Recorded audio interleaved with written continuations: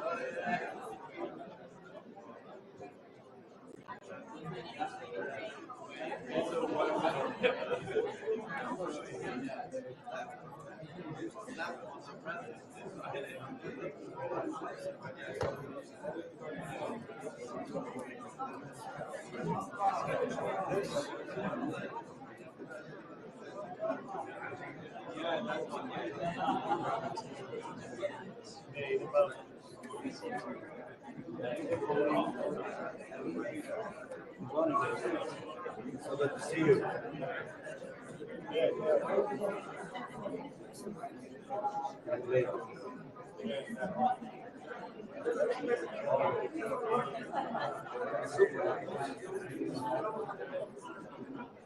Good to see you.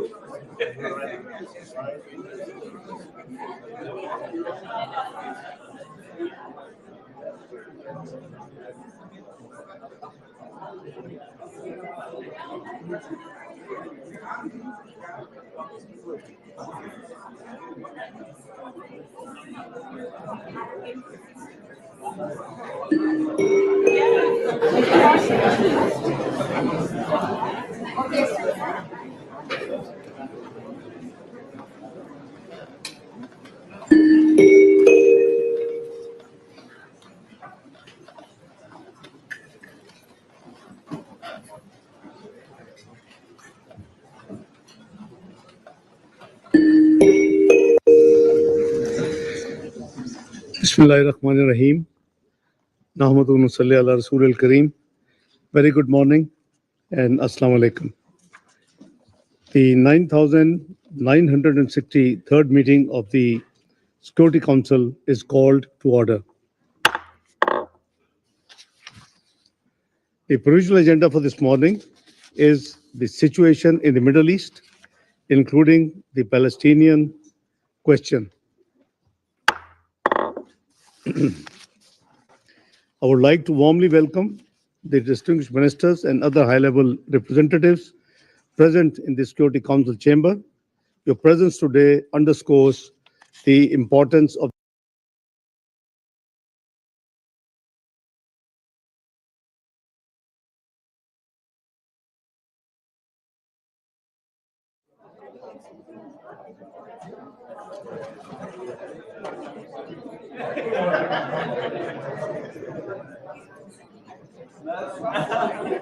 regional rules of procedure. as well as the previous practice of the Council in this regard. We propose that they be invited to participate in this meeting. There being no objection, it is decided. The Security Council will now begin its consideration of item 2 of the agenda. Mr. Khairi here? Yes. Okay. I now give the floor to Mr. Khalid Khairi for briefing the Council.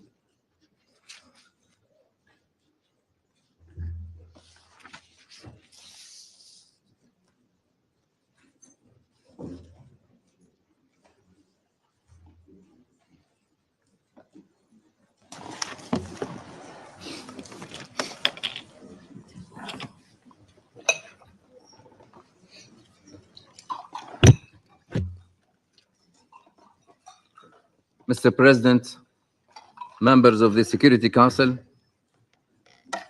I brief you today as intensive talks continue over a potential Gaza ceasefire agreement and release of hostages. It is crucial that this leads to a permanent end to the war and the release of all hostages. It is long past time for the fighting to end, for hostages to return home, for adequate humanitarian aid to enter the Strip, and for recovery and reconstruction to begin in the context of a return to a political path towards a two-state solution. While talks are ongoing, the horrific situation in Gaza continues to deteriorate, with Israeli military operations and hostilities expanding throughout the Strip and the human toll mounting by the hour. This nightmare of historic proportions must end immediately. The intensive Israeli military operation in Deir al-Balah that has resulted in still further Palestinian displacement and direct strikes on 2 UN guest houses has further exacerbated the dire situation and impeded humanitarian operations. At least 1,891 Palestinians were killed in Gaza since my last briefing on 30 June, according to the Ministry of Health in Gaza. Some 294 were reportedly killed while attempting to collect aid, including in the vicinity of militarized aid distribution sites. Israeli forces continued to issue evacuation orders, causing the repeated displacement of the population. Food insecurity and the broader humanitarian situation continued to worsen despite the limited increase in the approval of entry of humanitarian supplies. According to Israeli sources, 50 hostages, including 1 woman, are still being held captive by Hamas and other Palestinian armed groups in Gaza, including 28 that are believed to be dead. Since 30 June, 13 IDF soldiers were killed in hostilities in Gaza. Palestinian militants also continue to sporadically and indiscriminately launch rockets towards Israel. The Secretary General has repeatedly condemned the continued holding of hostages by Hamas and other armed groups. Hostages must be released immediately and unconditionally. I echo the Secretary General's calls for the repeated displacement of the population in Gaza to cease. Any forced displacement of the population from any part of the occupied Palestinian territory will constitute a breach of international law obligations. International humanitarian law must be respected by all parties at all times, and civilians must be protected. On 17th of July, the Catholic Church of the Holy Family in Gaza City was hit by an Israeli strike, which killed 3 and injured several others. The Patriarchate of Jerusalem condemned what it said was a targeted strike on the church and said the extensive damage has forced the evacuation of some 600 Palestinians seeking shelter in the compound, including children and those with special needs. The Secretary General condemned the strike, stressing that attacks on places of worship are unacceptable. The incident also prompted widespread condemnation and calls for accountability from member states. The Israeli Prime Minister's office said that Israel deeply regrets that a stray ammunition hit the church and noted that Israel is investigating the incident. On 10th of July, EU High Representative Kallas announced that the EU and Israel has agreed on significant steps to improve the humanitarian situation in Gaza. Since then, Kallas has reiterated the need for implementing the agreement and that far more assistance is needed. Since 9th of July, following 130 days of a full blockade on fuel, Israel authorities allow the entry of a small number of fuel trucks through the Kerem Shalom Karim Abu Salem crossing for medical facilities and other essential services. This amount is a fraction of what is required to run essential life-saving services in Gaza, where nearly every aspect of life depends on fuel. Mr. President, the situation in the occupied West Bank also remains deeply concerning, with high levels of violence driven by ongoing Israeli military operations, many involving civilian casualties and extensive damages to homes and infrastructure, attacks by settlers against Palestinians, and attacks by Palestinians against Israelis. On 1st of July, Israeli security forces shot and killed a 17-year-old Palestinian boy during an operation in Ramallah. He was reportedly shot from inside an armored vehicle while walking with a relative. On 10th of July, 2 Palestinians shot and killed an Israeli man in the Gush Etzion settlement. The Palestinian perpetrators were reportedly shot and killed by Israeli civilians at the scene. On 11th of July, Israeli settlers attacked and killed 2 Palestinians, one of them a visiting American citizen, near the village of Sinjil. One of them reportedly bled to death after being shot, and the other was beaten with bats and sticks. On 17th of July, U.S. Ambassador to Israel, Huckabee, condemned the attack as a terrorist act and said Israel must ensure accountability. Settlement advancement also continues, as numerous ministers and members of the Knesset intensify their calls on the government to formally annex the West Bank or parts of it. Further exacerbating the situation, the Palestinian Authority continues to face a dire fiscal crisis. The continued withholding of clearance revenues by Israel, amounting to $2.7 billion, has severely impacted the Palestinian Authority ability to meet its core obligation and sustain essential public services. Since May, the Palestinian Authority has been unable to pay civil servant salaries, including those of the security forces, or provide social support.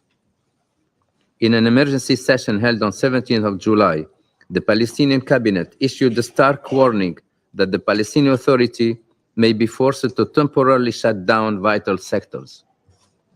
Beyond the immediate risk to healthcare and basic service delivery, the Palestinian Authority also cautioned that similar disruptions across other institutions could erode social cohesion and undermine overall stability. Unless urgently addressed, the deterioration of the Palestinian Authority's fiscal and institutional situation could have catastrophic consequences, undermining the significant progress made over many years to build up Palestinian institutions. It is essential that the international community provide immediate support to address the Palestinian Authority's fiscal challenges, strengthening its governance capacity, and prepare it to reassume its responsibilities in Gaza. Mr. President, in the midst of these multiple crises, UNRWA continues to face immense operational, political, and financial pressures. UNRWA's operations have been impeded in Gaza and the occupied West Bank. 330 agency staff have been killed in the war in Gaza.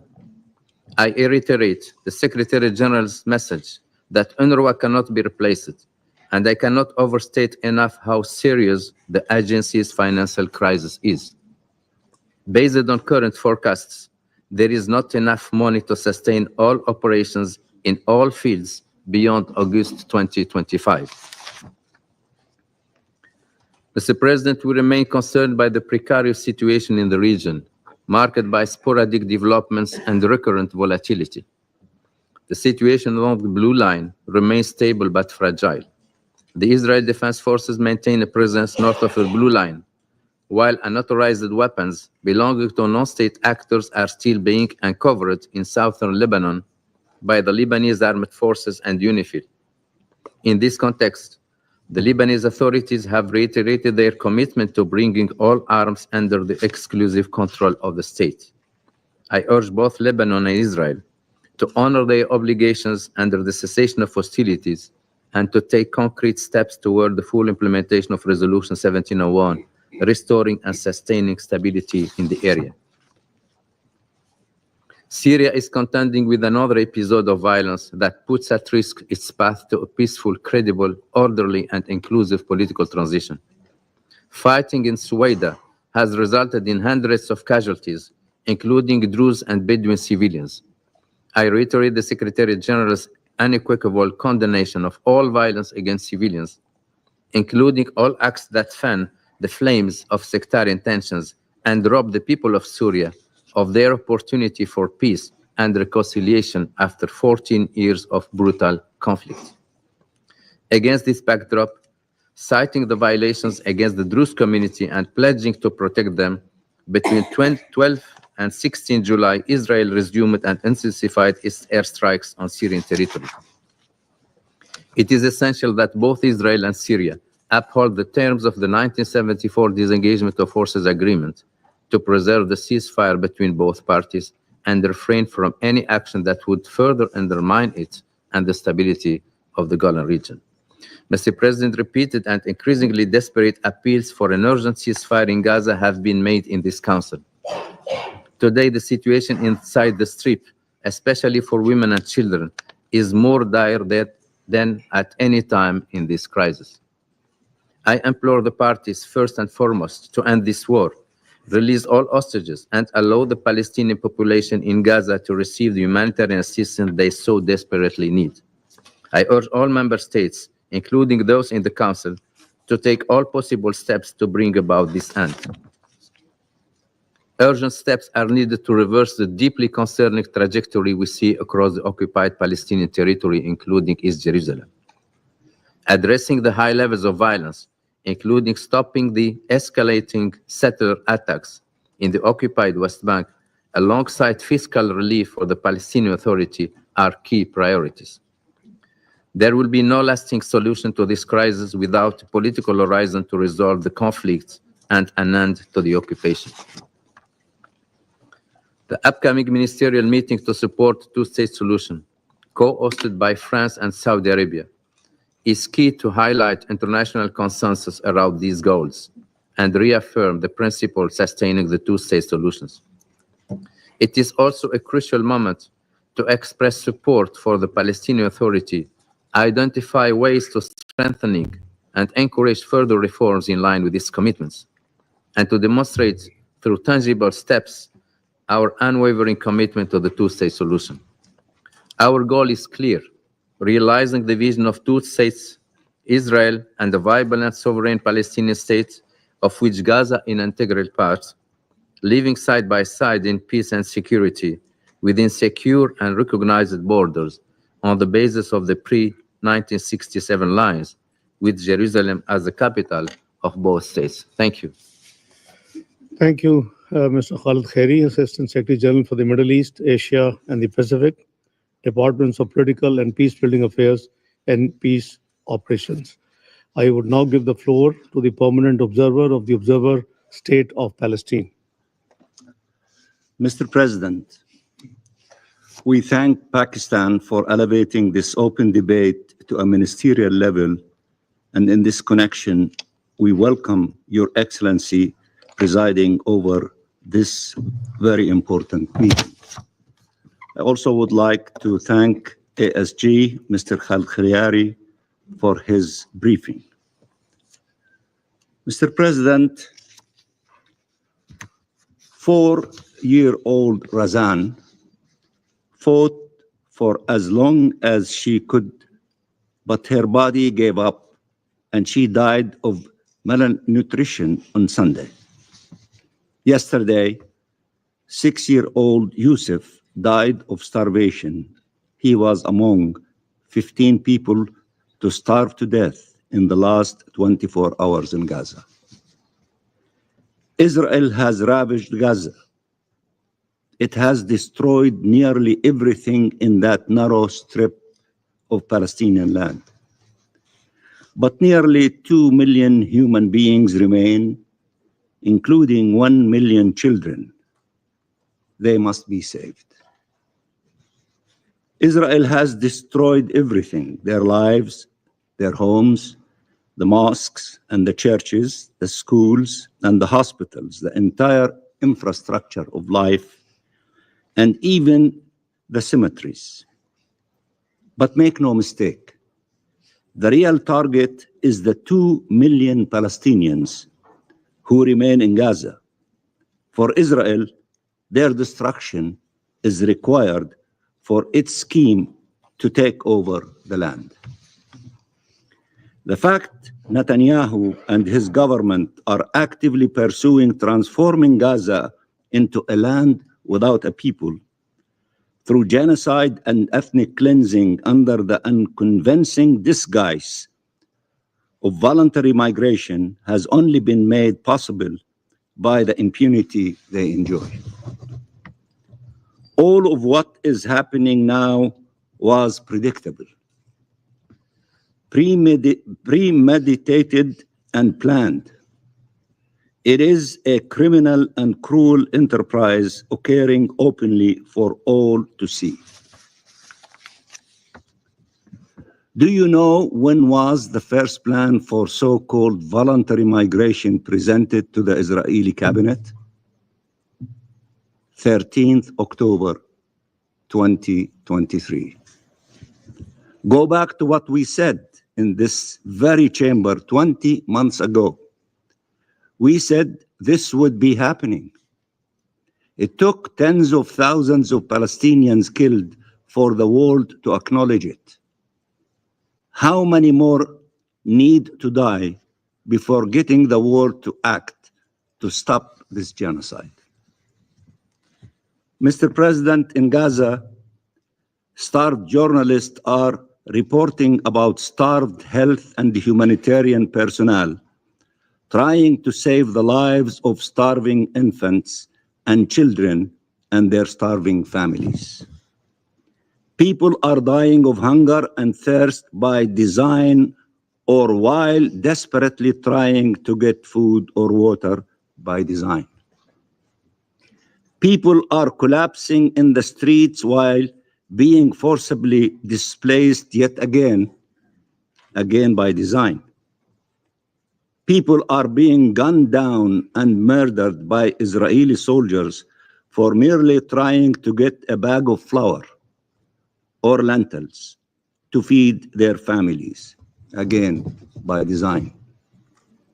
Every day now, we receive heart-wrenching messages from Gaza with few words. I am hungry. This is what our children are saying, and every individual in Gaza is saying, I am hungry. There is no food for my family. We are dying. Help us. What should we tell them? What should the Security Council tell them? That the whole world is against this starvation policy and yet it is worsening. That no one wants to see people in Gaza starving and yet the world watches on as they die of hunger and thirst. Should we read to them the strong statements issued or the resolutions adopted? What should we tell them? They hear of outrage, condemnation, pressure, and deals being made, but find no food to save their lives and the lives of their loved ones, or get shot to death while trying to reach it. They bury their sons and daughters every day. They grow thinner as their bodies eat away at them every day, wasting away their struggle to survive more painful and more crushing every day. What should we tell them? That the negotiations for a ceasefire continue, and that in the meantime, Israel has been given a right to massacre them and to deny them aid to life? Is that what international law stipulates? Is that what humanity dictates? What should we tell them? That this is the extent of what the world can do or is willing to do to save Palestinian lives? That the fact the perpetrators of these horrors are Israelis means they cannot be held to account? That there is aid at the borders and brave UN and humanitarian personnel ready to distribute this aid as they had done before, but we cannot get Israel to open the crossings and allow the aid to be distributed without killing those distributing it or those receiving it. What is our collective plan to actually save lives? What is being done now that could actually stop this horror? That is the only measure that matters. Are we doing what is necessary to save the millions of lives at risk? Are we upholding our legal, political, humanitarian, moral, and human obligations? And the answer is absolutely clear: we are not. So which one is it? Are Palestinian lives not worth saving? Or does Israeli supremacy extend as far as conferring upon Israel a right of life and death over the Palestinian people as a whole? Mr. President, it is now for every state to determine where it stands at this historical juncture. Every single country will be asked, what did you do during this genocide? Not what you said or what you considered doing, but what did you actually do? What did you do to stop it and stop the destruction of human life? There is no time to waste and no place for self-inflicted powerlessness. Countries have tools they need to use, nationally and collectively, to bring the genocide to an end. Ask yourselves, did we do everything possible? And I assure you, it is impossible to say yes. We call for a coalition of the willing to take every action necessary now to end the genocide, to uphold international law and save what is left of our humanity under the rubble in Gaza, and end the occupation and conflict. A year ago, the ICJ adopted a landmark opinion on ending the unlawful presence of Israel in the occupied Palestinian territory that spelled out in no uncertain terms the obligations of Israel and, as importantly, the obligations of third parties. You. Any state claiming to be a law-abiding state must take action to comply with this opinion and ensure it moves away from complicity and contributes to accountability. The General Assembly called over a month ago upon all member states to individually and collectively advance accountability and take all measures necessary in line with international law and the Charter of the United Nations to ensure compliance by Israel, the occupying power, with its obligations. Since the adoption of that resolution, more than 3,000 Palestinians were killed, the majority women and children. States must act now to stop these atrocities. I represented the state of Palestine at the meeting of the Hague Group in Bogota, Colombia, where countries came together and adopted concrete measures to halt the genocide and advance accountability. This is an important step in the right direction. Several of the countries represented here have also announced concrete steps and initiatives to the same effect. But much more needs to be done, and fast. The commitment is good by some, but it's not sufficient. We need more.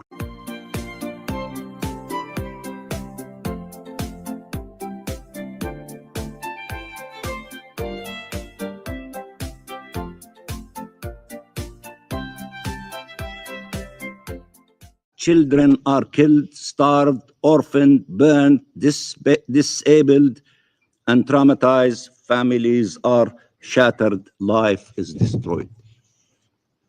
Red lines are useless if they can be crossed over and over again without consequences. Rules are worthless if we are not willing to sanction their breacher. Words are meaningless if they are not followed by action. We need you to act, and act now. Of course, it is better to speak out rather than stay silent, but speaking out cannot be an alternative to action, especially when it is evident Israel is not listening and becoming only more brutal, only more dangerous. And we should not pretend we are not hearing what Israel is saying or not seeing what it is doing. Netanyahu, Katz, Saar, Smotrich, and Ben Gvir are clear. They say there are no innocent people in Gaza. They call our children children of darkness. They call our people human animals and have been acting accordingly. They spoke of inflicting death and destruction on all of Gaza, and they did. They are confessing to their own crimes and are committing them in plain sight for all to see. 7 decades of impunity make them confident they have no reason to hide their intentions or actions. Mr. President, we warn against all those who try to portray this conflict as a religious conflict, including those who do so to shield Israel from criticism and condemnation. This is not a conflict between Jews and Muslims. It is a war against Palestinian presence in the land of Palestine. Palestinian Christians are not spared, from Gaza to Taibe, from Bethlehem to Jerusalem. The Israeli strike against the Holy Family Church is not the first of its kind. By the way, this is the church that the late Pope Francis used to call every day. The historic Greek Orthodox Church of Saint Porphyrius in Gaza was bombed in the early days of the war, as was the great Omari Mosque. 2 Palestinian women were shot and killed on the grounds of the Holy Family Church back in December 2023. Settlers' terror attacks are about forcibly displacing Palestinian communities regardless of their faith and about stealing their land. Christians are harassed, attacked, and beaten like their Muslim brothers and sisters. When trying to celebrate their holy days, priests and nuns report attacks against them and the church properties. They are spat on, insulted, and threatened by Israeli extremists. This is not a conflict between Jews and Muslims. The diversity of our people reflects the diversity of this land and its rich history and its significance for all monotheistic religions. And the solidarity movement with Palestine is comprised of people of all nationalities and all faiths, coming together against injustice, against occupation and apartheid, against oppression and genocide. And it includes Israelis who care about justice, but also about Israel and its future. And they know that the path on which Israel has embarked, by which it thinks it can impose its will on the region through bullets and bombs and expects surrender than peace, is reckless and wrong and will lead to devastating effects for the region and the world. Mark my words, Israel's genocide in Gaza will redefine the region and our world for generations to come. And what we do next will determine in what way. Let me repeat that. Mark my words. Israel's genocide in Gaza will redefine the region and our world for generations to come. And what we do next will determine in what way. Mr. President, an alternative path is possible if we act now, where life is restored in Gaza, where freedom for the Palestinian people is achieved, where Palestinians and Israelis can live in shared space and security, and where the region as a whole can experience peace, stability, and prosperity. This path of just and lasting peace, upholding international law and based on the relevant UN resolutions and the fulfillment of the inalienable rights of the Palestinian people, including self-determination and the realization of their right to their independent state, and the implementation of the two-state solution, with Palestine and Israel living side by side in peace and security. This is the only path forward. It requires the mobilization of all states to advance freedom and justice, leading to peace and security. The international conference to be convened by Saudi Arabia and France at the end of this month offers a unique opportunity to transform international law and the international consensus into an achievable plan and to demonstrate resolve to end the occupation and conflict once and for all, for the benefit of all peoples and of all the states of the region. That is the path that must be taken with courage and commitment and without delay. Mr. President, it all starts with Gaza, with the children of Gaza. For now, history will remember us all for the lives we failed to save. But many more lives remain to be saved. Let us not fail them. Thank you. Thank you, Mr. Permanent Observer of the Observer State of Palestine, for your statement. I will now give the floor to the representative of Israel. Thank you, Mr. President. I believe this chamber and the UN would benefit from something basic, a full and honest overview of the current state of our region. Let's begin in Gaza, where Hamas continues with its deprived tactics. 50 innocent people remain held hostage. Israel has been working tirelessly to bring them home. We have made compromise after compromise, crossing lines no other nation would consider. But Hamas has rejected each and every offer. Even as we speak, we receive rejections from Hamas.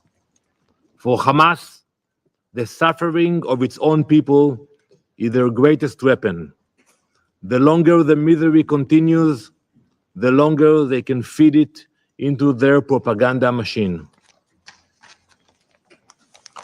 I am sure that all of you will address the humanitarian situation, but I will remind you, you all must focus your pressure where it belongs, on Hamas.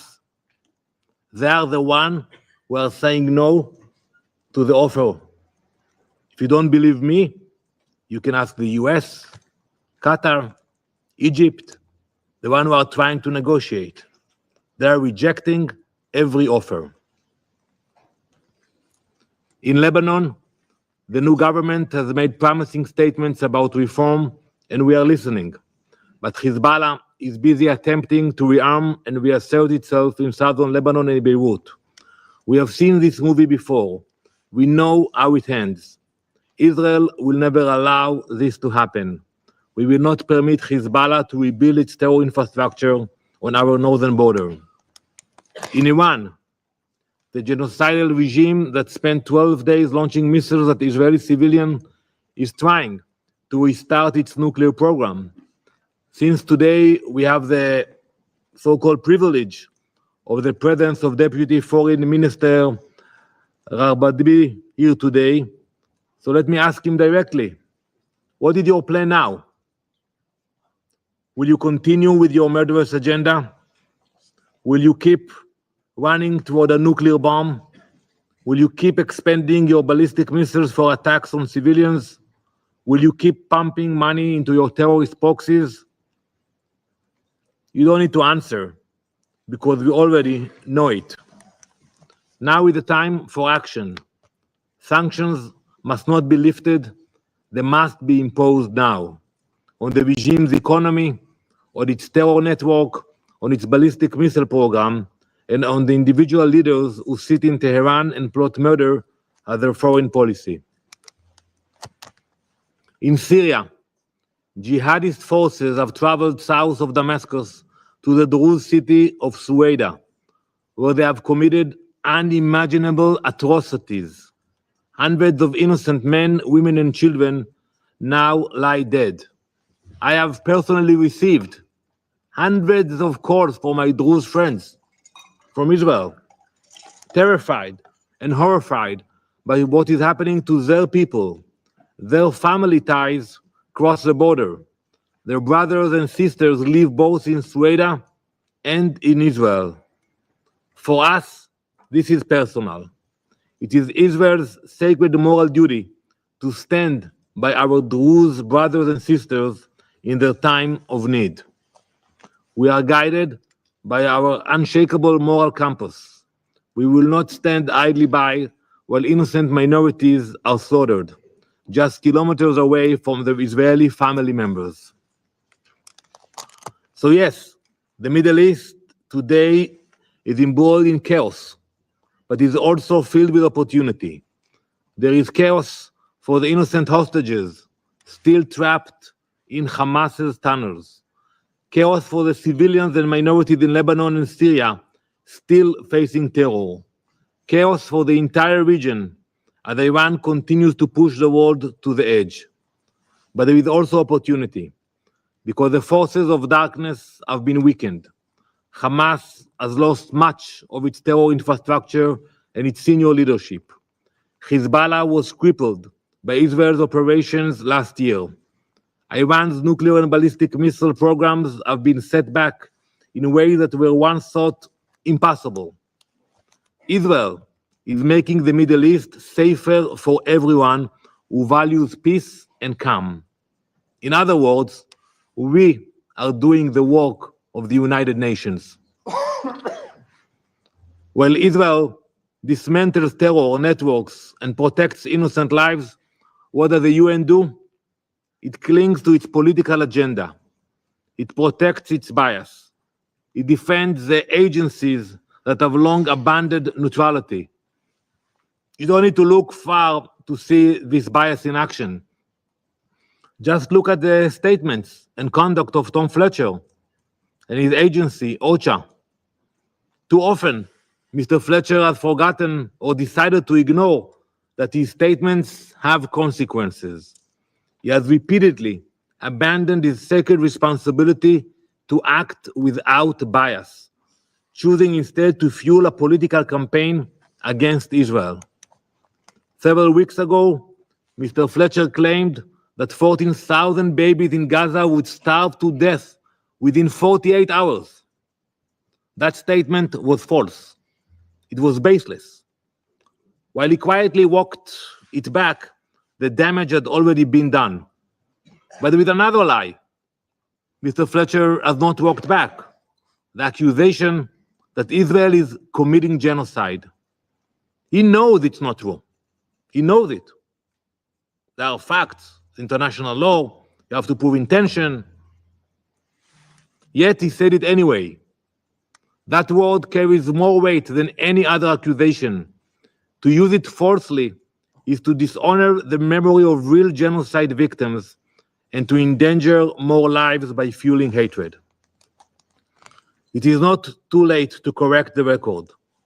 Israel demands that Mr. Fletcher retract his statement publicly, unequivocally, and immediately. But this is no longer just about one official's reckless remarks. His responsibility has infected OCHA from top to bottom. Let's start with the data. On May 6, OCHA published figures claiming to show civilian casualties in Gaza. Officially, just 2 days later, those figures were reduced by over 10,000. Not by 1, not by 10, not by 100, and not by 1,000, by 10,000. Just like that. No explanation, no accountability, just a quiet adjustment. No, 10,000 less. As if the original numbers weren't already plastered across headline worldwide. OCHA has built its reports almost exclusively on data from Hamas-run institutions. There is no independent verification, no cross-checking, no effort to distinguish between civilians and terrorists. Every casualty is listed as a civilian. This violates the UN's own standards in every other conflict. But when it comes to Israel, those standards disappear. At the same time, OCHA has actively undermined Israel's humanitarian efforts in Gaza. It tracks only UN-coordinated aid while ignoring the thousands of trucks of food, medical supplies, and fuel that Israel, the private sector, and other partners have delivered. OCHA has undercounted over 13,000 trucks. That's a deliberate choice to misrepresent reality. Perhaps most disturbing, Israel has uncovered clear evidence of Hamas affiliation within OCHA's ranks. So when you combine all of that with Mr. Fletcher's repeated falsehoods, you are not looking at a humanitarian agency, you are looking at a propaganda machine. I have said many times before, Israel believes in humanitarian work. We are committed to helping civilians, to protecting innocents, and to ensuring aid reaches those who need it. But we will not work with organizations that have chosen politics over principles. Mr. Fletcher has made it clear that OCHA is no longer a neutral agency. Israel is therefore left with no choice but to act. Today, I announce that Israel will take steps to ensure that what has been happening with OCHA will no longer continue. Hundreds of OCHA employees are undergoing security vetting. Key employees will not have their permits renewed following clear evidence of strong affiliation with Hamas. Some were even involved in the atrocities of October 7. Israel will no longer grant automatic visas to OCHA's international staff. Visas will now be limited to 1 month terms. What was will no longer be. Jonathan Whitehall, OCHA's head of office for the so-called territories, has consistently and outrageously demonstrated his bias and agenda against the state of Israel. He will not have his visa renewed, and he will leave the country by July 29th. Mr. President, at some point, enough is enough. Enough with the hypocrisy. Enough with the bias. Enough with the endless defamation campaign against the state of Israel. Israel is doing the job the UN was created to do. We are dismantling terror networks. We are protecting civilians. We are standing up for minorities under threat. While Israel fulfills this mission, many within the UN spend all of their energy 24/7 trying to smear Israel, protecting its own biases, siding with the very actors that fuel the chaos. It is time to return to the UN's core purpose. Israel will continue to do what is necessary to protect our people, defend our borders, help our neighbors in need, and bring our hostages home. We invite the UN finally to do the same. Thank you. Thank you, Mr. Representative of Israel, for your statement. I shall now make a statement in my capacity as Deputy Prime Minister and Minister of Foreign Affairs of the Islamic Republic of Pakistan. Bismillahir Rahmanir Rahim. Nahmaduhu wa nusalli ala Rasul al-Kareem. Excellencies, ladies and gentlemen, I am honored to preside over this important open debate on the Middle East, including the Palestinian question. I thank Assistant Secretary General Khalid Khayari for his comprehensive briefing. For decades, the Palestinian people have endured the worst form of occupation and apartheid. They have been denied their fundamental and inalienable rights, including the right to self-determination and statehood. What we have witnessed in Gaza for the last 22 months is not just a humanitarian catastrophe, but a collapse of humanity itself. Gaza has become a graveyard for innocent lives as well as for the international law, particularly the international humanitarian law. Over 58,000 Palestinians, most of them women and children, have been killed in Israel's brutal military assault. The systematic targeting of hospitals, schools, UN facilities, aid convoys, and refugee camps are not incidental. These are deliberate acts of collective punishment in flagrant violation of IHL, numerous Security Council and General Assembly resolutions, as well as the binding provisional measures ordered by the International Court of Justice. Excellencies, the hunger crisis in Gaza has reached unprecedented and deeply alarming levels.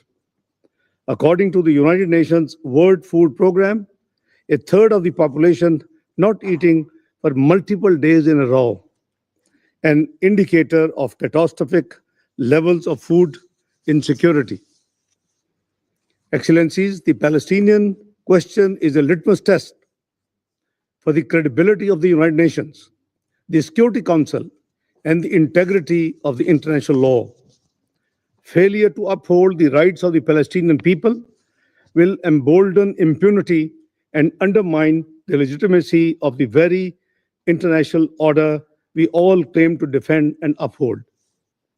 The Security Council must live up to its responsibility and ensure compliance with its own decisions. Pakistan reaffirms its unwavering and principled support and solidarity with the Palestinian people and their right to a viable, sovereign, and contiguous state of Palestine based on the pre-1967 borders with Al-Quds al-Sharif as its capital. This is the only just and durable solution enshrined in Security Council and General Assembly resolutions, the Arab Peace Initiative, and the consensus position of the OSCE.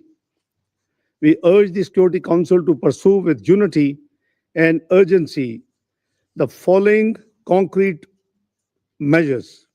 First, an immediate, permanent, and unconditional ceasefire in Gaza and across the occupied Palestinian territory, including the full implementation of the Council Resolution 2735. We appreciate the ongoing diplomatic efforts aimed at securing a ceasefire in Gaza and hope these would yield tangible and meaningful outcomes, including a permanent end to the war. We appreciate the role played by Egypt, Qatar, and the United States in this regard. Second, unfettered, sustained, and secure humanitarian access to all civilians in need and the protection of aid workers, medical teams, and the UN personnel. Immediate steps should be taken to ensure the delivery of life-saving food and medical assistance, restore humanitarian supply lines, and prevent famine conditions from taking hold. Third, renewed and reinforced international support to UNRWA, which remains indispensable to the survival of millions of Palestinians. Fourth, an end to the forced displacement, illegal settlement expansion, and annexation of Palestinian land, particularly in the West Bank and East Jerusalem. Fifth, implementation of the Arab and OIC-led reconstruction plan for Gaza, which represents a vital framework for post-conflict recovery and rehabilitation, sustainable development, and the restoration of dignity for the Palestinian people. And sixth and last, a political horizon is the need of the hour, the revival of a genuine and time-bound political process to achieve a just, comprehensive, and lasting two-state solution in accordance with international law and relevant UN resolutions. Pakistan welcomes the growing international momentum in support of the Palestinian statehood and full membership of the UN. We urge those that have yet to recognize the state of Palestine to do so as soon as they can. We also welcome the convening on 28th of July of the International Conference on the two-state solution, co-chaired by Saudi Arabia and France, to help generate renewed momentum and take concrete actions towards achieving the two-state solution. Excellencies, a comprehensive and enduring peace in the Middle East requires addressing all interrelated crises across the region through effective multilateralism and peaceful settlement of disputes. Pakistan supports the stabilization of Syria through an inclusive political process. Syria's unity, sovereignty, and territorial integrity must be upheld. Israel must withdraw immediately from the separation zone established under the 1974 disengagement agreement and from the occupied Syrian Golan Heights in accordance with Security Council resolutions 242, 338, and 497. In Lebanon, the ceasefire understanding and resolution 1701 must be respected and the sovereignty and territorial integrity of Lebanon safeguarded. We must support the peace process in Yemen, facilitated by the UN and regional actors, particularly Saudi Arabia and Oman. The sharp rise in tension and violence as a result of Israeli aggression and unlawful military strikes in Iran was profoundly disturbing. These attacks set a dangerous precedent and pose grave threat to regional and global peace. Pakistan calls for urgent recourse to dialogue and diplomacy consistent with the UN Charter to find a peaceful and lasting resolution to this issue in accordance with the rights, obligations, and responsibilities of all parties. Excellencies, history has taught us that the use of force And unilateral military actions only deepen conflicts and entrench divisions with tragic human and humanitarian consequences. The way forward lies in upholding international law, ending foreign occupation, rejecting the use of force, and promoting solutions through dialogue and diplomacy. It is time to give the Palestinian people what they have been denied for too long: justice, freedom, dignity, and a state of their own. That is the path to durable peace and stability in the Middle East. I thank you all. I now resume my functions as President of the Council, and I will give the floor to the representative of Greece. I thank you, Mr. President. I would also like to thank Assistant Secretary General Mr. Khaled Kiari for his detailed and insightful briefing. Mr. President, a lot has transpired in the volatile region of the Middle East since our last open debate in April, demonstrating the potential pitfalls in a part of the world where security can unravel in an instant. The recent cessation of hostilities between Iran and Israel has been a welcome development. It is now critical for IAEA inspectors to resume their activity, verifying the status of Iran's enriched uranium stockpiles and enrichment capabilities. We urge Tehran to abide by the JCPOA, return to the negotiations table, and uphold its commitments as part of the NPT. Volatility in the Red Sea region, a nodal maritime route, exposes the international community to acute security risks and economic uncertainty, jeopardizing global trade and supply chains. Underscoring the importance of immediately seizing all attacks against merchant ships, we reiterate our call for the full respect and implementation of the UN arms embargo against the Houthis by all. The core of regional tensions and turbulence lies where it all started on October 7, 2023, with the horrendous terrorist attack of Hamas on Israel.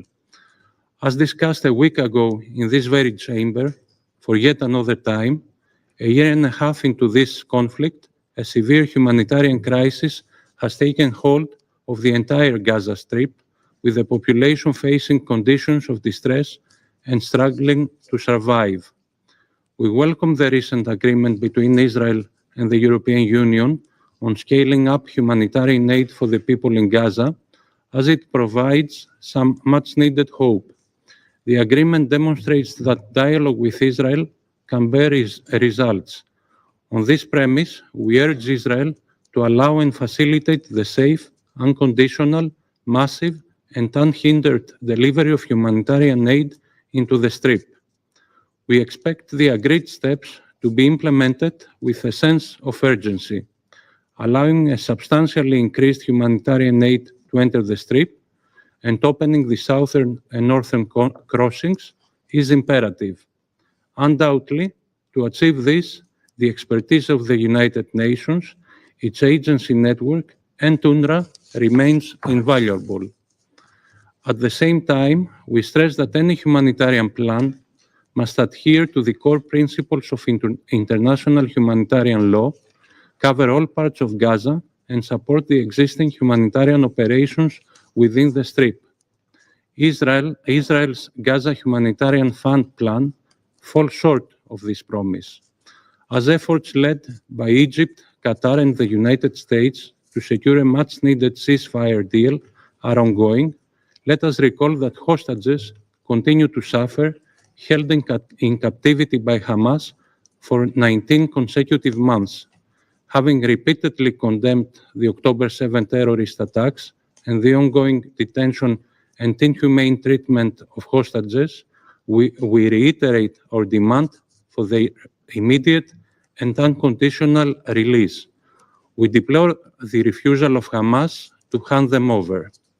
While conditions in Gaza remain dire, the security situation in the West Bank and East Jerusalem also raises concerns. We condemn the escalation and the continued settler violence, the expansion of illegal settlements, and Israel's military operations. Settlement expansion is contrary to international law and the relevant Security Council resolutions, seriously undermining the prospects for a two-state solution. The repeated attacks on Taiba, one of the Christian majority villages in the West Bank, are particularly alarming. In the same vein, we express our deep sorrow for the tragic loss and casualties caused by the attack on the Catholic Church of the Holy Family in Gaza. Places of worship and religious sites should never be targeted. Mr. President, there is no military solution for Gaza. Greece, along with the United Kingdom and 27 international partners, recently came together with a simple yet urgent message. The war in Gaza must end now. The only solution for Gaza would be a political one. We thus look forward to the upcoming high-level conference on the implementation of the two-state solution under the co-chairpersonship of France and Saudi Arabia, hoping it will bring new impetus to the political process. In this spirit, Greece is ready to engage to bring the Arab plan, as presented by Egypt, forward, developing it further where necessary. The plan constitutes a constructive proposal for the day after, when an empowered and reformed Palestinian Authority will be able to exert effective governance in Gaza and the West Bank, without any government or security role for Hamas, and definitely without any forced displacement of Palestinians. All sides must now harness the necessary political courage to agree to a ceasefire, end the war, and pave the way toward a political process towards two states living side by side in peace and security. Turning over to Syria, ahead of our monthly briefing next week, we echo the Secretary General's deep concern over the continued violence in the Druze majority area of Shueida, resulting in hundreds of casualties, including civilians, with reports also of summary executions. We condemn all acts of sectarian violence, echoing the Secretary General's plea towards the interim authorities and local leaders to de-escalate. We also echo the call towards the interim authorities to transparently and openly investigate the incidents, holding all those responsible into account.